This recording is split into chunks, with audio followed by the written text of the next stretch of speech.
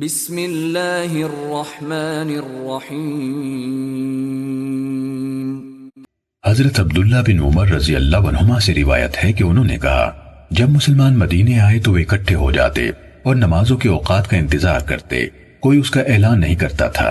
ایک دن انہوں نے اس کے بارے میں گفتگو کی تو بعض نے کہا، عیسائیوں کے گھنٹے کی مانند 1 گھنٹہ لے لو، اور بعض نے کہا یہود کے قرنا جیسا قرنا۔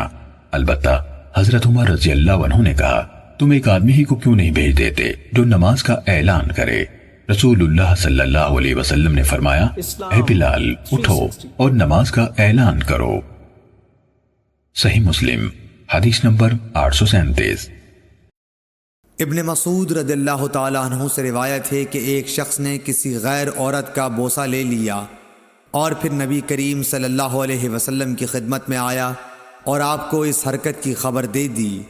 اس پر اللہ تعالیٰ نے یہ آیت نازل فرمائی کہ نماز دن کے دونوں حصوں میں قائم کرو اور کچھ رات گئے بھی، اور بلا شبہ نیکیاں برائیوں کو مٹا دیتی ہیں۔